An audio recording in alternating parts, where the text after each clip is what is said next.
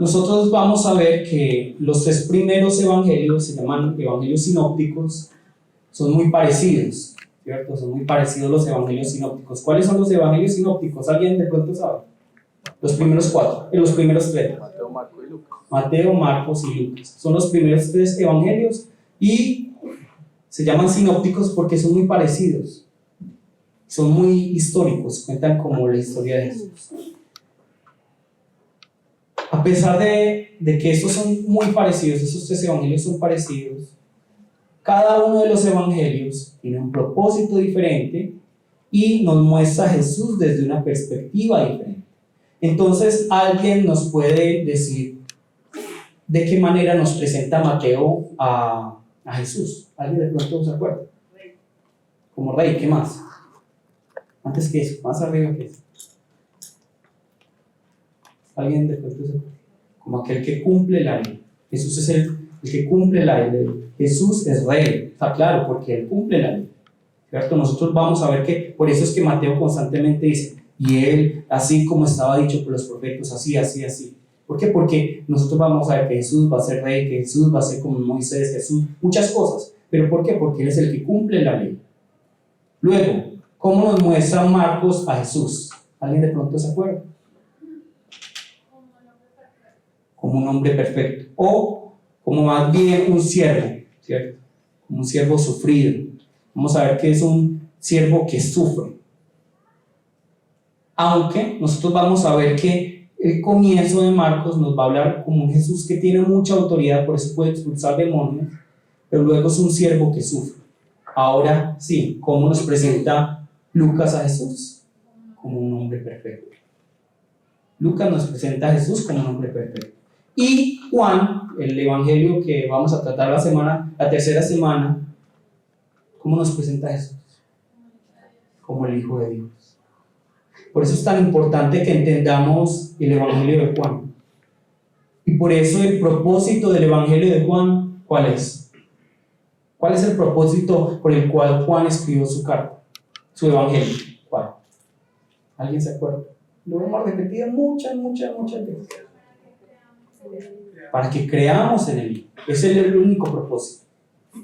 El evangelio de Juan no está para que nos sintamos bien, no está para que entendamos que somos muy bonitos para Dios, no está para que creamos que en la teología de la prosperidad, no. El evangelio de Juan está escrito para que creamos que Jesús es el Cristo y que al creer en esto tengamos ¿qué? Vida eterna.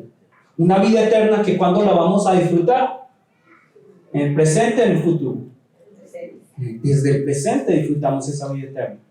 La palabra nos dice que la vida eterna es desde ya, no es en el futuro, no es vivir mucho tiempo en un futuro cuando venga Jesús, no. Es desde ya que disfrutamos la vida eterna. Entonces, recordemos que el evangelio de Juan comienza con un hermoso prólogo, una introducción, un poema, que va a ser fundamental para entender todo el evangelio de Juan. De hecho, este prólogo, si nosotros lo estudiamos muy bien, ya no necesitamos, por así decirlo, obviamente hay que hacerlo, estudiar todo lo que dice Juan. ¿Por qué? Porque en el prólogo está resumido todo lo que nos va a decir Juan. Si nosotros vemos, digamos, Juan 1:1, eso más adelante nos va a salir. Todo ya está en Juan. Listo, pero por eso es tan importante entender este prólogo. Es la introducción a todo lo que Juan nos va a decir acerca de Jesús.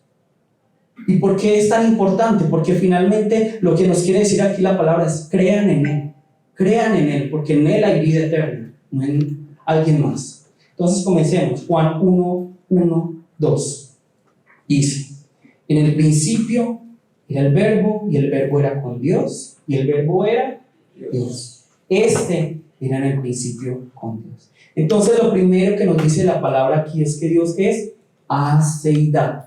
¿Qué significa la palabra aceidad? ¿Alguien se acuerda? Hilda, yo creo que se acuerda. Hilda, ¿qué es aceidad? ¿Alguien que le sopla? Aceidad es que existe por sí mismo. Significa eso, ¿cierto?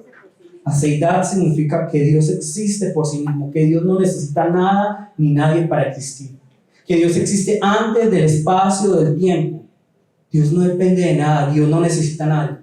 Entonces yo les pregunto, ¿será que realmente, como les decía la semana pasada, podemos creer en ese evangelio que se nos cuenta? Es que Dios nos creó porque nos necesitaba. ¿Será que sí? ¿Será que no? No. Es que Dios estaba muy aburrido, entonces por eso nos creó. No tenía dónde derramar su amor. No. Esa es una gran equivocación. Dios es aceitado.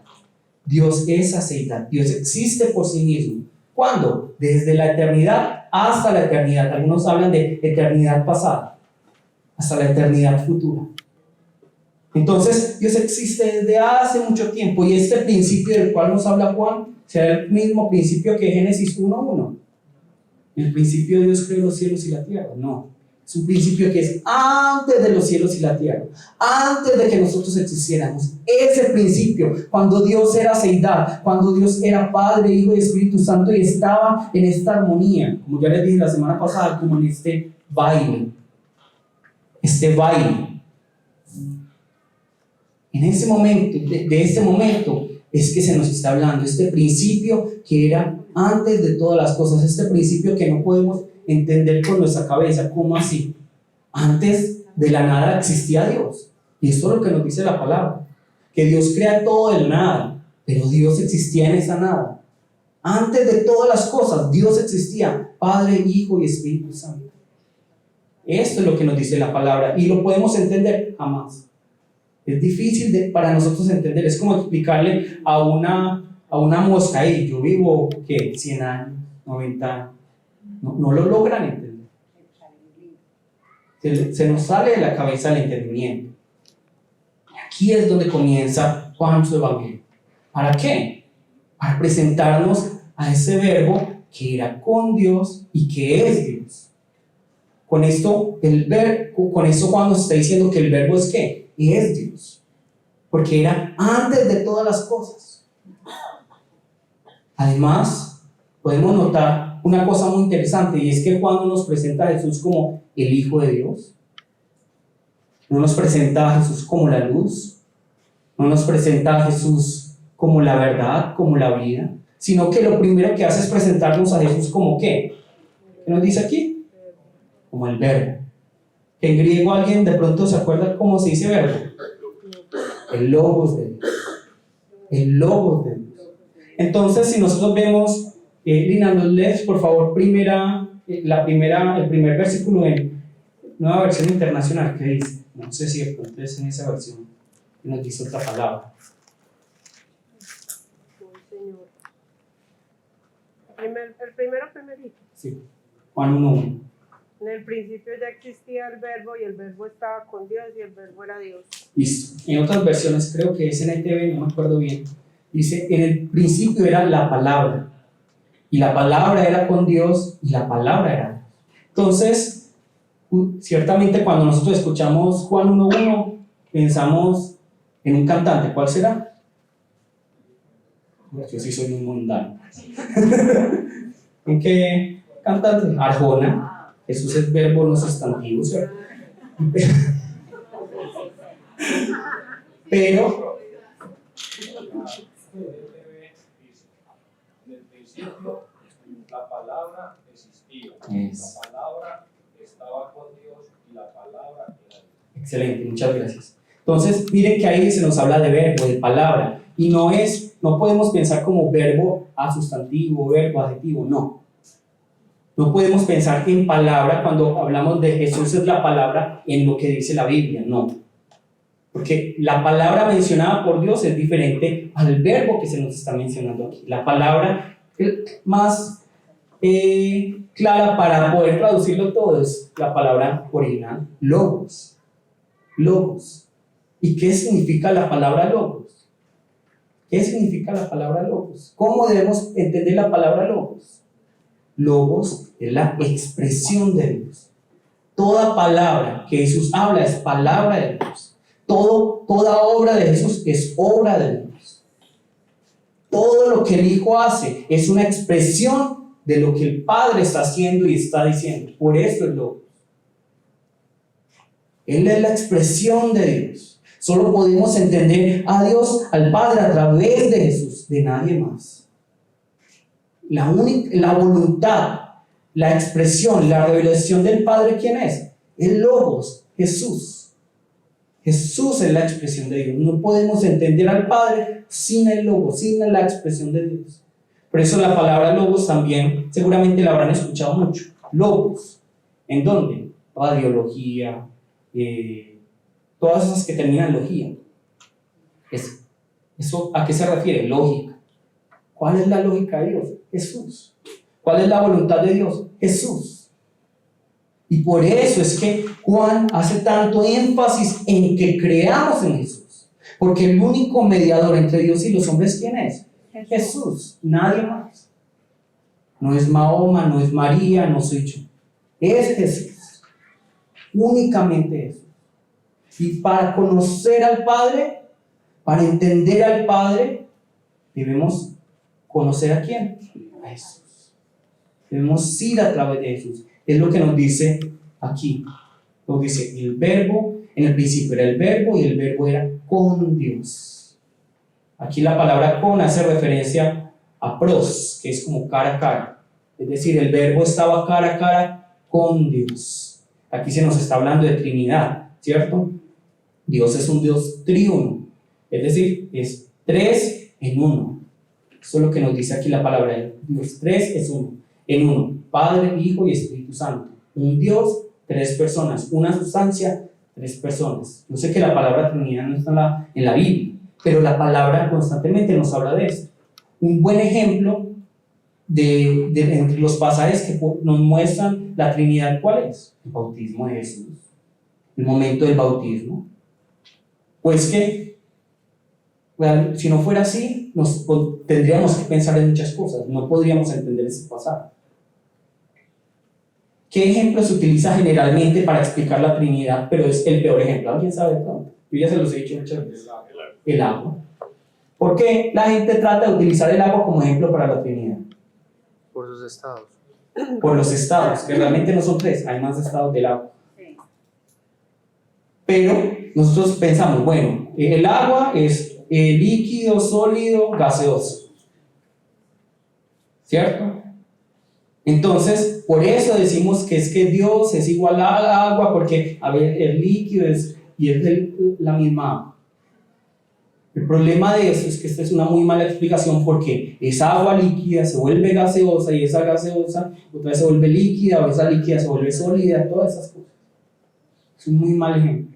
De hecho, este es un ejemplo que pueden utilizar los modalistas. ¿Qué es un modalista?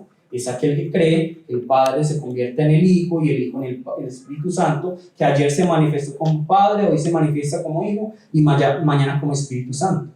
Y esta es una gran equivocación, ¿cierto? Porque si no, entonces, ¿cómo vamos a explicar Mateo 3 cuando Jesús está bautizando? Entonces Jesús dice, sí, voy a decir que yo soy el Hijo amado. Yo soy el Hijo amado. No, el Padre es el que dice, este es mi Hijo amado. Y viene el Espíritu Santo sobre el Hijo.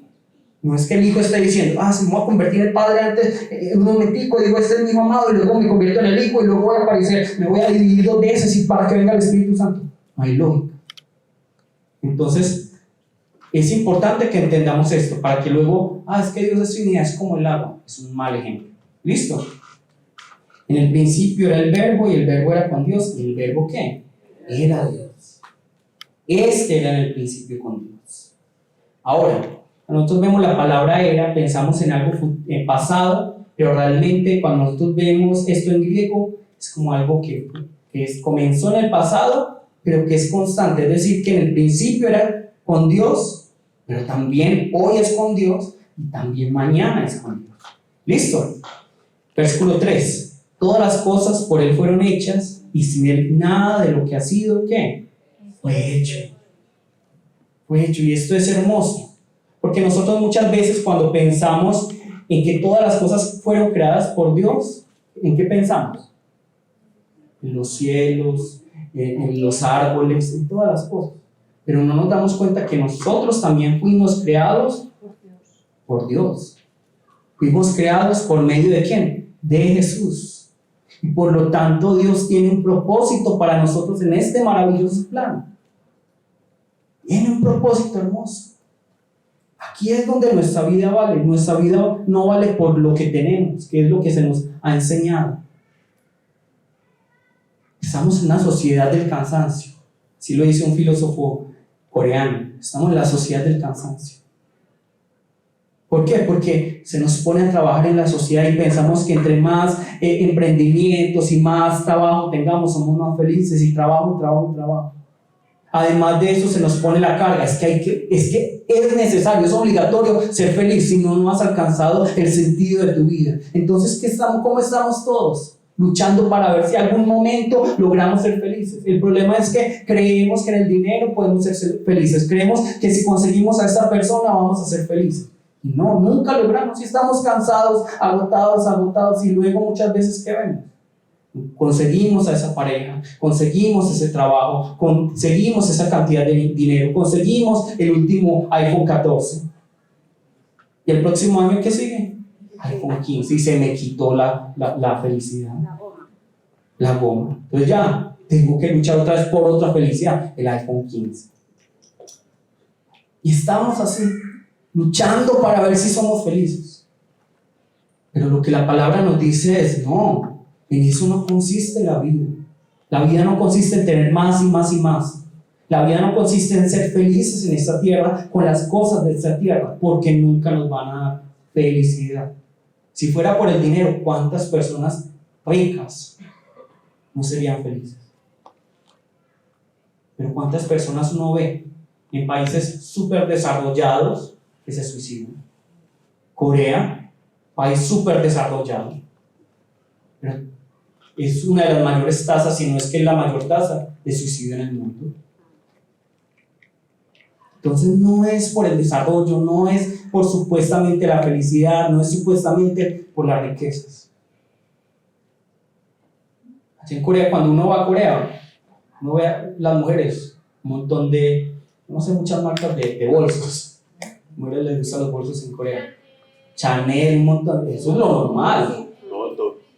Todo. No, uno ve, eso es lo normal. Uno ve, aquí uno, de vez en cuando uno, aunque ya más en la ciudad, BM, Mercedes, la gente, BM, Mercedes, los taxis, súper bueno, súper cómodo, súper caro. Y aún así, la gente es infeliz.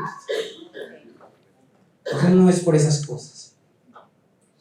Lo que la palabra nos está diciendo, todas las cosas por Él fueron hechas, y sin Él nada de lo que ha sido hecho fue hecho. Nada de lo que no existe es que no fue creado por Él. Luego veamos 4:5. En Él estaba la vida, y la vida era ¿qué? La luz de los hombres. La luz en las tinieblas resplandece, y las tinieblas no prevalecieron contra ella. Entonces se nos habla de la vida. ¿Qué tipo de vida se nos está hablando aquí? ¿Esa vida física o una vida espiritual? La vida espiritual. Cuando se nos habla de luz, ¿de qué se nos está hablando? De la revelación. Entonces es la misma vida de Jesús, es la misma sustancia de Jesús la que nos permite tener la revelación. Jesús mismo es la revelación de Dios, la que abre nuestros ojos. Por eso es Dios. Y la oscuridad no puede entender esta revelación de Dios. A esto se refiere el versículo 5. La luz en las tinieblas resplandece, y las tinieblas no prevalecieron, no la entendieron. No entienden la palabra, no entienden la revelación del Hijo. Listo. Vamos a buscar el Salmo 36:9.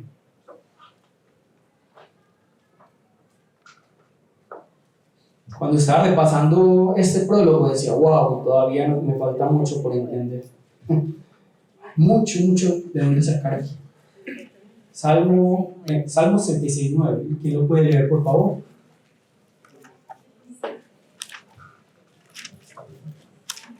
¿Quién lo puede leer? Carlos.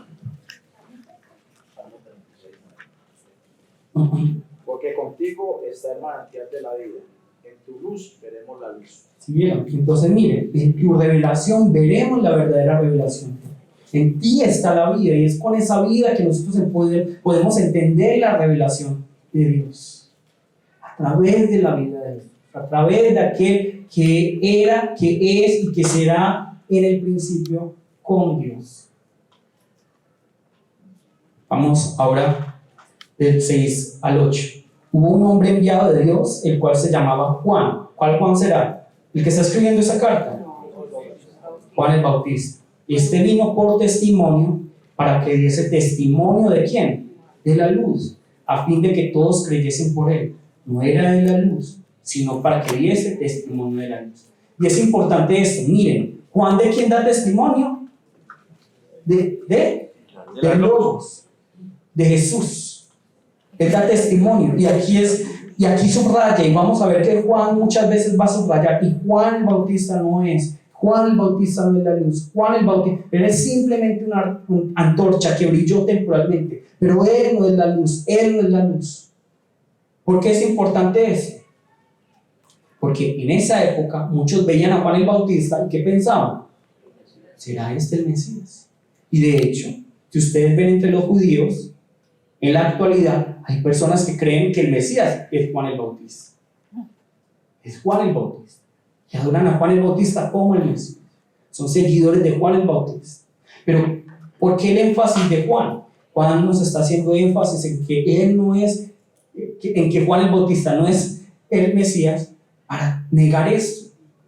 Y para hacernos entender una cosa, ustedes y yo no podemos poner nuestra confianza en los hombres, sino únicamente ¿en quién? En Jesús. En Jesús. No importa, no pongan sus ojos en los políticos, no pongan sus ojos en las iglesias, en las denominaciones, en los pastores, en mí jamás. Porque van a fallar. Y porque finalmente todo esto no es el logos de Dios. No es el logos de Dios. ¿Dónde debemos poner nuestros ojos? En el logos, en Jesús, en Jesús. Nadie más. Nadie más. Y cuando nosotros vivimos de esta manera, sin poner nuestros ojos y entregar nuestra vida por un político, una iglesia, una denominación, tenemos paz. ¿Cuántas veces nosotros hemos puesto nuestra vida así? Es que este es el candidato perfecto. Y luego nos sale con una barra basada. ¿Cuántas veces? En la historia, ¿cuántas veces? Nunca ha pasado aquí en Colombia. En Corea pasa todo. Colombia también. Y si este va a ser el que va a transformar este país y esta nación y todo. Y a la final, descache. En todos los países pasa. En todos los países. Es como los personeros del colegio. A uno les prometo piscina. Ni piscina teníamos. Listo. Sigamos. Entonces, siempre poner los ojos únicamente en la luz que es Jesús. Aquella luz verdadera que alumbra a todo hombre, venía a este mundo. ¿Quién es la luz verdadera? ¿Quién es la revelación verdadera? Jesús. El mundo estaba y el mundo por él fue hecho. Pero el mundo, ¿qué? No le conoce. A lo suyo vino. ¿Y los suyos qué? No le recibieron. Mas a todos los que le recibieron, a los que creen en su nombre, les dio potestad de ser, ¿qué? Hechos hijos de Dios, los cuales no son engendrados de sangre, ni de voluntad de carne, ni de voluntad de varón, sino de Dios. Y esto es importante. Miren que la palabra está diciendo que la revelación de Dios viene al mundo. Aquel que nos va a dar a comprender a Dios, aquel que nos va a permitir conocer, experimentar, vivir a Dios, vino al mundo. Pero lamentablemente nosotros como humanidad, ¿qué hicimos? Lo rechazamos. Aquí la palabra está diciendo, hay algunos que rechazan esta revelación de Dios, hay algunos que reciben esta revelación de Dios. La pregunta es, ¿ustedes qué van a hacer? ¿Yo qué voy a hacer? ¿Vamos a recibir al Hijo o más bien lo vamos a rechazar? ¿Vamos a rechazar esa revelación o vamos a aceptarlo? Aquel que nos presenta. No hay otro camino, no hay otro mediador. Él es la única y última revelación de Dios. Veamos Hebreos 1. Dejen separado Juan. Esta es la última oportunidad, ya no hay más oportunidad. Tenemos que recibir al Hijo.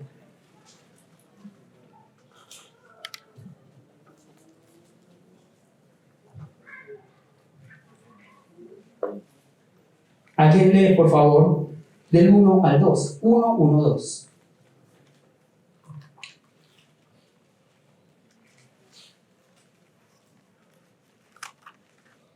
Johan. Dios, habiendo hablado muchas veces y de muchas maneras en otro tiempo a los padres por los profetas, en estos postreros días nos ha hablado por el Hijo, a quien constituyó heredero de todo, y por quien asimismo hizo el universo. Amén.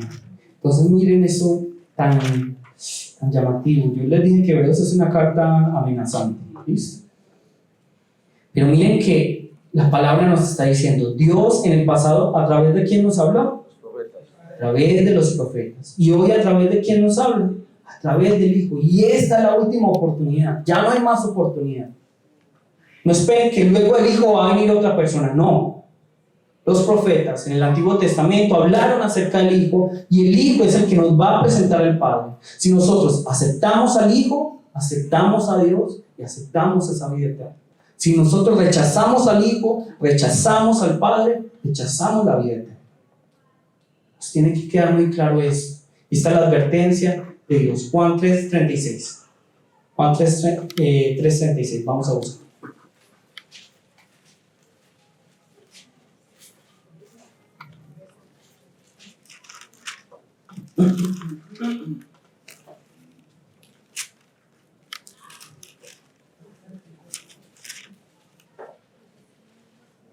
¿Quién lo puede leer, por favor? Socorro no ha leído hoy. Socorro. Está difónica. Está ahí. Patricia. Ya Patricia y luego. El que cree en el Hijo tiene vida eterna, pero el que rehúsa creer en el Hijo no verá la vida, sino que irá de Dios. La ira de Dios. Sino que la ira de Dios está sobre él. Amén. Entonces miren lo que dice la palabra. Si nosotros aceptamos la revelación de Dios, si aceptamos al Lobo, si aceptamos creer en el Hijo, ¿qué tenemos? Vida eterna, gozo. Pero si nosotros rechazamos a Dios, ¿qué tenemos? La ira de Dios en contra de nosotros. Que pronto no la vemos hoy, se verá en el futuro. Pero se está manifestando esa ira de Dios. Ahora, nosotros es importante porque nosotros de pronto al leer esto pensamos, es fácil pensar que el Padre está bravo constantemente, que Él es un anciano que siempre tiene rabia, como con constipación, tengo rabia, voy a destruirlos a todos, mientras que Jesús es, papá, tranquilo, papá, no te enojes. No, porque ¿quién finalmente es el que envía al Hijo? El Padre, el que más nos ama, el que pensó en este plan de redención es primeramente ¿quién? El Padre. No pensemos de esta manera, ¿listo? Para que no nos equivoquemos. Volvamos a Juan 1.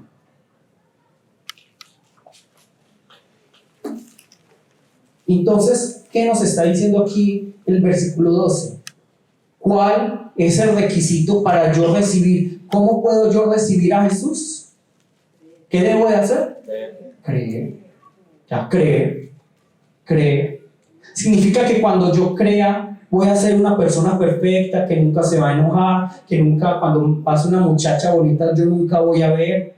¿Será que nunca se me va a salir una grosería? ¿Será que nunca voy a pensar nada malo? ¿Será que nunca me voy a querer vengar? ¿Será que nunca eso? No. El único requisito es ¿qué? Creer. Por eso en este momento los judíos, yo estaba viendo el video que les dije la semana pasada, los judíos dicen, nosotros nos salvamos por obras, pero en el momento en que haya una mala obra, entonces ¿qué? Se condenaron. ¿Qué pasa si yo hago una mala obra justo antes de morir? Pues me pierdo. Pero lo que nos dice aquí la palabra, ¿qué es lo que Dios quiere de nosotros? Que creamos en el Hijo. Y por eso, ¿cuál es el énfasis de Juan? Que creamos. Que recibamos al Hijo por medio de ¿qué? De la fe. Al nosotros tener fe en Jesús, recibimos al Hijo, y al recibir al Hijo, recibimos al Padre, y al participar de este, tenemos ¿qué? Vida eterna. Ahora, nosotros hemos hablado de muchas cosas muy bonitas. Hemos hablado de logos, hemos hablado de cómo Dios es el que crea todas las cosas, nos creó a nosotros. Y sin embargo, este no es el clímax de todo este prólogo. ¿Qué es un clímax? Es el punto álgido, la parte más importante. En una película, cuando Betty la Fea, digamos la serie, vemos un montón de cosas, se nos presenta a los personajes, eso es lo que está pasando al principio, se nos está presentando quién es ¿cómo se llama? Don Armando, Betty la Fea, el club de, ¿cómo se llama? El club de las feas, el cuartel de las feas, se nos está presentando todas las cosas, todas las acciones se nos está presentando. Pero ¿cuál es el clímax de eso? Cuando don Armando empieza ¿qué? Enamorarse de Betty. Ahí ya como que cambia la historia. Ese es el clímax. Ese es el momento en que toda la historia cambia. El momento escandaloso de todo Betty la Fea. Ese es el momento. Cuando don Armando se da cuenta. Uy, esta feita me gusta. Esta feita me gusta. De la misma manera, Juan todavía no ha llegado al clímax. No ha llegado el momento escandaloso donde los judíos y los griegos dicen, ¿qué? ¿Cuándo es el momento escandaloso? Ya llega aquí en el 14. Y aquel verbo, ¿qué? Fue hecho carne y habitó entre nosotros y vimos su gloria, gloria como del unigénito del Padre, lleno de ¿qué? De gracia y de verdad. Juan dio testimonio de él y clamó diciendo, este es de quien yo decía, el que viene después de mí es antes de mí, porque era primero que yo. Porque de su plenitud tomamos todos, y gracia sobre gracia. Pues la ley por medio de Moisés fue dada, pero la gracia y la verdad vinieron por medio de Jesucristo. A Dios nadie le vio jamás, el unigénito Hijo, que está en el seno del Padre, Él le ha dado a conocer. Aquí es donde cambia la historia. Aquí es donde cambia todo lo que los griegos, los judíos, los romanos, todos pensaron, incluso lo que nosotros pensamos. Cómo se nos ha pintado, cómo sentimos a Dios actualmente, como ese Dios que está por allá. Nosotros sufriendo porque cada día sube más la gasolina, cada vez el dólar sube, baja, uno no sabe qué hacer.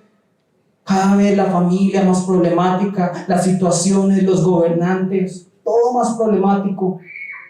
¿Y Dios qué? Parece, ¿dónde parece estar Dios? Allá lejos, donde nadie lo puede alcanzar, donde Él no le importa nada de lo que nosotros estamos viviendo. El punto donde cambia todo el Evangelio, ¿cuál es? ¿Dónde cambia todo? Es aquí, que el Verbo se hizo ¿qué? Carne, y habitó entre nosotros. Habitó entre nosotros. Y habita entre nosotros. Y de pronto nosotros no entendemos qué significa esto, que el Verbo se hizo carne. La palabra carne en griego es sarx. ¿Qué significa la palabra sarx? Cuando nosotros vemos Pablo, utiliza la palabra cuerpo y la palabra carne. Cuando utiliza la palabra carne se refiere a lo que es débil, a lo que tiene tentación, a esto que nosotros vivimos día a día, a esto que nosotros cargamos y decimos, ojalá alguien me quitara esto, esta tentación, esta debilidad, esta flaqueza, esto que me hace odiar al otro, esto que produce tentación. Porque Jesús también fue tentado. Jesús también tuvo debilidad. Y de esto es que nos habla Juan. Que este Jesús, que era en el principio con Dios, que era Dios que creó todas las cosas, bajó y se hizo como nosotros para padecer todo lo que nosotros padecemos. ¿En medio de qué? De su amor por nosotros. Y yo sé que muchas veces yo hago énfasis, nosotros no somos el centro de Dios. El corazón de Dios no somos el centro del corazón de Dios. Y sin embargo, uno de los planes de Dios, ¿cuál es? Salvarnos por ese amor que sienta hacia nosotros. Y es lo que nos habla Juan 3:16. Porque de tal manera que amó ¿a quién? Al mundo. Y nos amó a nosotros. Tenemos que ver todas las capas. Cada una de las capas de la cebolla hacen a la cebolla. De la misma manera, cada una de las capas de esa voluntad de Dios hace la voluntad de Dios. Y en medio de esa voluntad, su voluntad también es que nosotros seamos salvos y que podamos experimentar ese gran amor y que podamos entender, ya Él todo lo padeció por mí. Entonces yo tengo esperanza. Él ya tuvo la victoria, entonces yo ya tengo la victoria. Él ya sufrió por mí, entonces yo ya, ¿por qué estoy sufriendo? Y es lo que nos dice aquí, ya que el verbo fue hecho carne, fue hecho nuestras debilidades. Preguntémonos, si Jesús fuera súper perfecto, que nunca, o sea, que no tenía debilidades, entonces el diablo ¿para qué lo tienta? ¿Cierto? El diablo, yo les pregunto, ustedes saben que yo detesto el apio. ¿Ustedes me tentarían a mí con un apio? No, jamás. Con las alitas que viene con el apio. Por eso sí me tientan, no con el apio. De la misma manera, el diablo ¿con qué va a tentar a Jesús? ¿Con el apio? No, con lo que para él es duro. Y por eso es que vemos esas tentaciones. ¿Por qué? Porque él también tiene carne. Y es muy importante que entendamos esto. Jesús vino en carne y padeció lo mismo que nosotros. Y Jesús cuando estaba en la cruz no dijo, ¡ja, ja, ja! Otra, aprieta más duro. No, Jesús también padeció. El problema es que nosotros como tenemos pensamiento griego, pensamos, si cuerpo malo, espíritu bueno, entonces Dios, como que no me cabe en la cabeza que Dios realmente sufrió, que Jesús sufrió, que en la cruz, no me cabe en la cabeza. Hay una secta que nació por este pensamiento. Y después vamos a buscar primera de Juan 4:3. Primera de Juan 4:3. Dejen separado Juan 1. ¿Alguien lo puede leer? Ángela iba a leer, ¿cierto? Un momento que ya lo encontraron todos.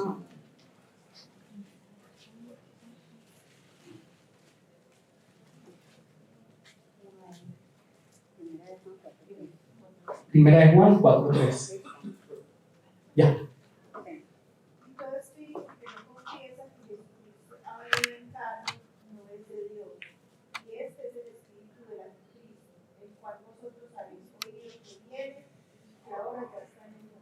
Entonces, ¿quién es el anticristo? Damián 666, el niño que mira feo y todo se destruye.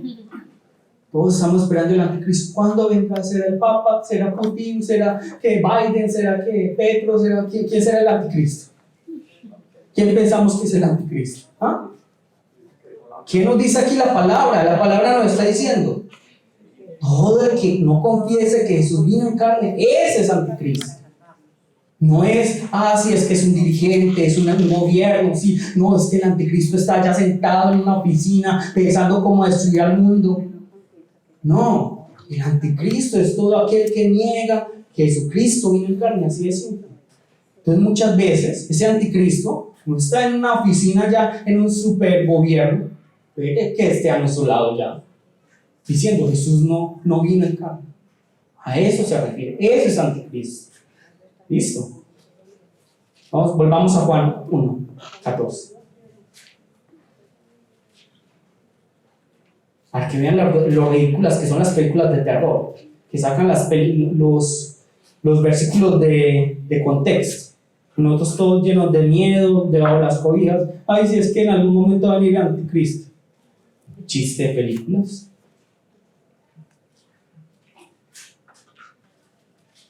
Listo.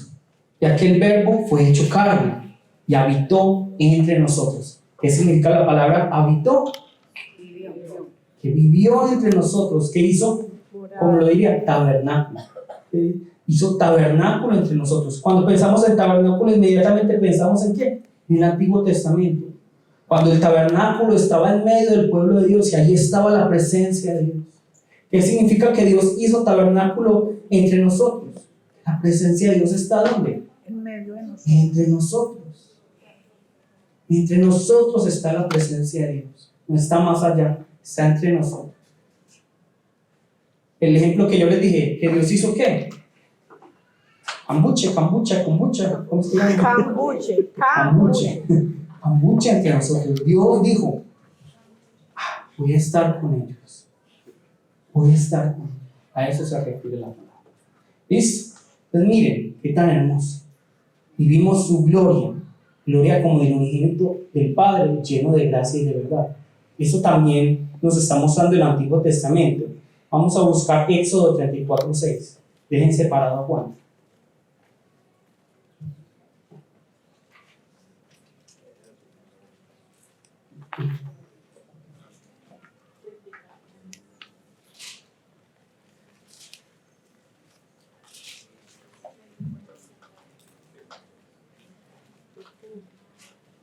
Cuatro, 6.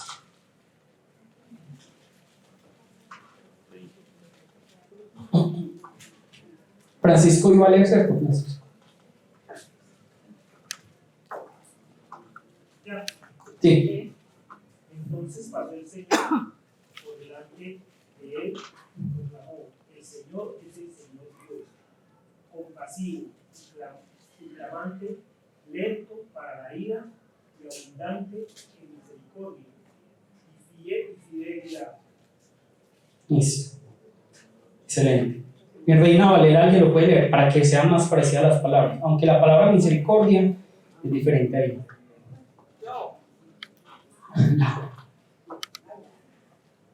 Y pasando Jehová por delante de él, proclamó: Jehová, fuerte, misericordioso y piadoso, tardó para la ira, y grande en misericordia y verdad. Amén. Entonces aquí se nos está haciendo referencia que Cristo es Dios, que Él es aquel que Moisés trajo la ley, pero es Cristo quien realmente trae esa gracia, que trae esa verdad.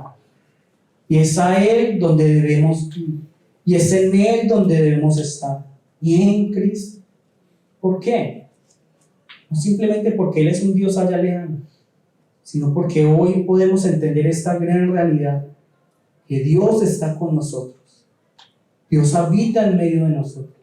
Y por eso, no sé qué situación estará viviendo cada uno de ustedes. Y hoy les decía, durante la alabanza, seamos honestos. Seamos honestos con Dios. Muchas veces pensamos que delante de Dios debemos ponernos una máscara para demostrarle a Dios que creemos, cuando estamos destrozados por dentro.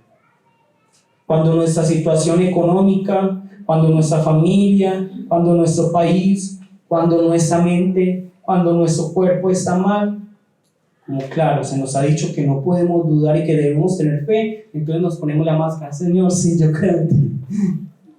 Pero ¿qué debemos? Señor, yo soy honesto contigo. Yo soy honesto contigo.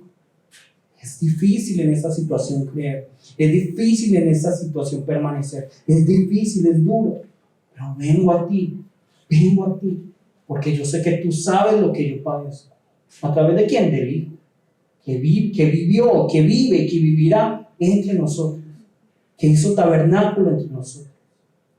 Entonces yo los invito hoy a que pongamos nuestra fe, nuestra confianza en el Hijo unigénito de Dios, en Jesucristo, el Logos de Dios, que está aquí, que ya está aquí. No busquen en otra parte, está aquí. Simplemente: Señor, permíteme entender que está aquí. Ya. Tienen que hacer más cosas. No tienen que, es que si vamos a latigarnos tantas veces, vamos a orar tantas horas. No, ya está aquí. Lo único que tienen que hacer es ¿qué? Creer, que significa ¿qué? Confiar. Él ya está aquí. Y a pesar de las circunstancias, Él está aquí. Y a pesar del desierto, Él está aquí. Está con nosotros. Vamos en este momento a orar, a pedirle al Señor que nos permita realmente creer que el Logos habita entre nosotros, que podamos participar de esa gracia y verdad, para que podamos conocer al Dios que nadie le puede. Vamos a llamar el nombre del Señor y vamos a orar. Jesús, Padre Santo y Todopoderoso, Padre Dios, el día de hoy nos presentamos ante ti